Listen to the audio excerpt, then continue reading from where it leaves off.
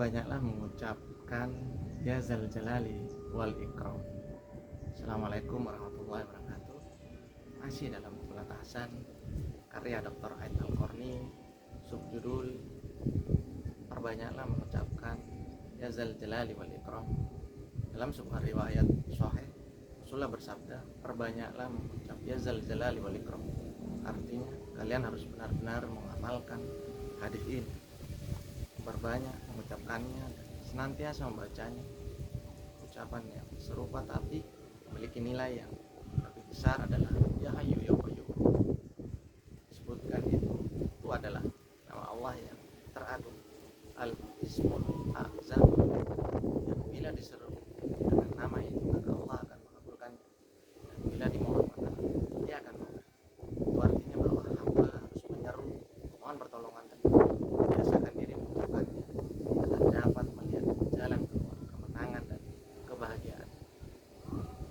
Ingatlah ketika kamu mohon pertolongan kepada Roh, lalu diperkenankannya baca Quran surat Al-Anfal ayat 9.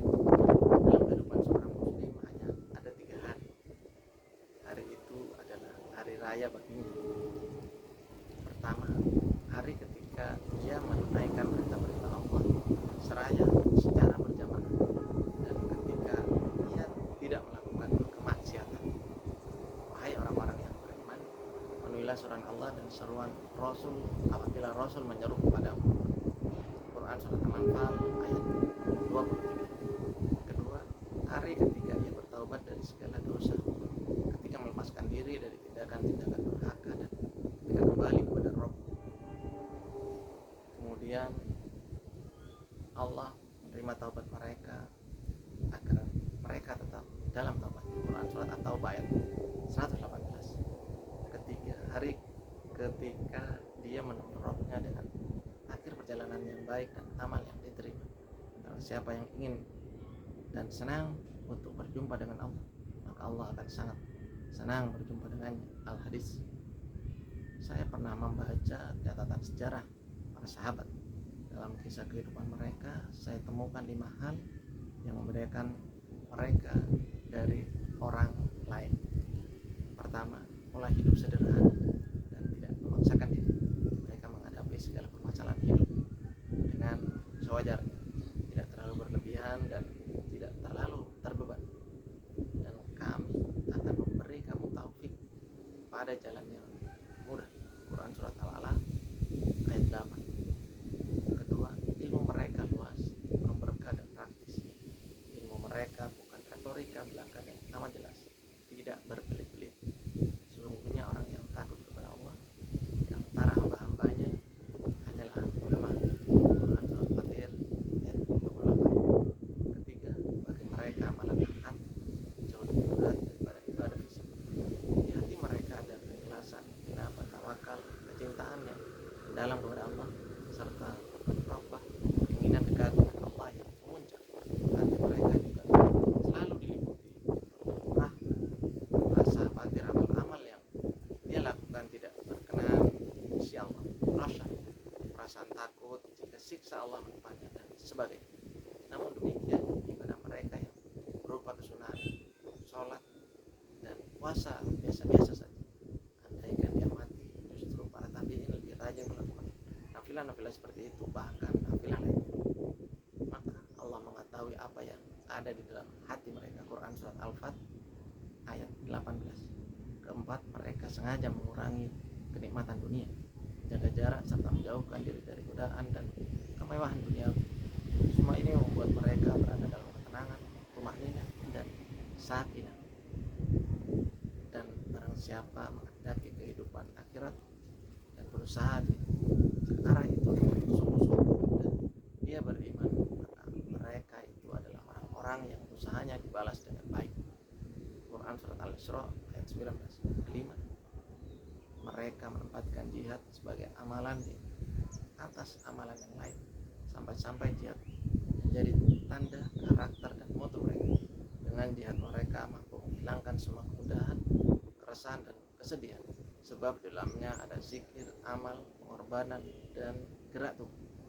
Seorang mujahid di jalan Allah adalah orang yang paling bahagia, paling lapang dadanya, dan paling bersih jiwanya. Dan orang-orang yang berjihad untuk mencari keridhaan kami, benar-benar kami akan tunjukkan kepada mereka jalan-jalan kami. Quran surat Al-Ankabut ayat 69. Di dalam Al-Quran ada beragam hakikat dan sunatullah yang tidak akan pernah hilang dan tidak akan pernah berubah. Berikut akan saya jelaskan beberapa di antaranya yang berhubungan dengan kebahagiaan hamba dan ketenangan hati. Antara lain bahwa barang siapa menolong agama Allah, maka Allah akan menolongnya. Hai orang-orang yang beriman, jika kamu menolong agama Allah, niscaya Dia akan menolongmu. Dan menunjukkan kedudukan Quran surat Muhammad ayat 7. Siapa yang meminta kepadanya, maka Allah akan memberinya.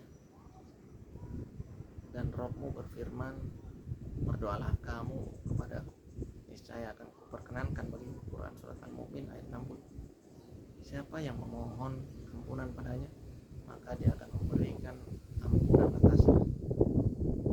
Karena itu ampunilah aku, maka Allah mengampuninya. Quran surat Al-Qasas ayat 16. Barang siapa bertaubat kepadanya, maka Allah akan menerima taubatnya. Dan Dialah yang menerima taubat dari hamba-hambanya. Quran surat Asy-Syura ayat 20. Barang siapa bertawakal kepada Allah, maka Allah akan memberikan kecukupan kepadanya. Barang siapa bertawakal kepada Allah, niscaya Allah akan mencukupi keperluannya. Quran surat At-Tolak ayat 3. Ada 3 hal yang oleh Allah akan disegerakan siksa dan imbalan para pelakunya. 1. Kezaliman. Sungguhnya bencana kezalimanmu akan menimpa dirimu sendiri. Quran surat Yunus ayat 23. 2. Pelanggaran janji. Maka barang siapa melanggar janjinya, niscaya akibat pelanggaran janji itu akan menimpa dirinya sendiri. Quran surat Al-Fat ayat 10. 3. Tipu daya atau makar. Rencana jahat tidak akan menimpa selain orang yang merencanakannya sendiri. Quran surat Al-Fatir ayat 45. Orang yang zalim tidak akan bisa lepas dari kecangkraman kekuasaan Allah. Maka itulah rumah-rumah mereka dalam keadaan runtuh disebabkan kezaliman mereka. Quran surat An-Naml ayat 52. Buah dari amal soleh ada yang bisa dipetik sekarang di dunia, dan ada pula yang baru bisa dipetik nanti di akhirat. Sebab Allah Maha Pengampun dan Maha membalas budi. Karena itu Allah memberikan kepada mereka pahala di dunia dan pahala yang baik di akhirat. Quran surat Ali Imran ayat 148. Siapapun yang taat kepada Allah, maka Allah akan mencintai. Maka ikutilah aku, niscaya Allah akan mencintai kalian. Quran surat Ali Imran ayat 31. Jika seorang hamba telah mengetahui itu semua, maka ia akan merasa bahagia lantaran senang berhubungan dengan Rabb yang Maha Pemberi rezeki dan Maha Penolong. Sungguhnya Allah Dialah yang Maha Pemberi rezeki, yang memiliki kekuatan lagi Maha Kokoh. Quran surat Az-Zariyat ayat 58. Dan kemenanganmu itu hanyalah dari Allah. Quran surat Ali Imran ayat 126. Yang Maha Pengampun, dan sesungguhnya aku Maha Pengampun lagi bagi orang yang bertaubat. Quran surat Toha ayat 80. Yang Maha Penerima Taubat, sesungguhnya Dia Maha Penerima Taubat dan Maha Penyayang. Quran surat Al-Baqarah ayat 37. Yang akan membalaskan dendam para walinya terhadap musuh-musuhnya. Sesungguhnya kami adalah memberi pembalasan. Quran surat At-Tuqad ayat 16. Maksudnya Dia sungguh sempurna dan adil. Apakah kamu mengetahui ada seseorang yang sama dengan Dia, yang pantas untuk disembah? Quran surat Maryam ayat 60. Syekh Abdurrahman Ibnu Sa'di memiliki sebuah buku yang sangat berharga berjudul Al-Wasail Al-Mufidah fil Hayat Al-Sa'idah. Di dalamnya dia menulis di antara sebab-sebab kebahagiaan adalah menghitung nikmat Allah yang telah diberikan padanya.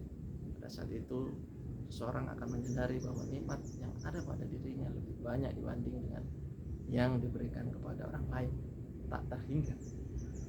Selanjutnya ia akan merasakan karunia Allah yang diberikan kepadanya. sampai pun dalam masalah-masalah keagamaan ia akan menyadari bahwa apa yang telah diberikan kepadanya lebih banyak dibandingkan apa yang telah diberikan kepada orang lain. Misalnya dalam hal ketekunan melakukan sholat jamaah, baca Al-Quran, zikir dan lain-lain, meski masih sering terlewatkan, tapi itu merupakan sebuah nikmat yang agung yang tak ternilai dan menyempurnakan untukmu nikmatnya lahir dan batin. Quran surat Luqman ayat 20. Imam Az-Zahabi pernah bercerita tentang Abdul Baqi, seorang ahli hadis terkemuka. Suatu kali Abdul Baqi sedang memperhatikan orang-orang yang keluar dari masjid Jami Darussalam Baghdad.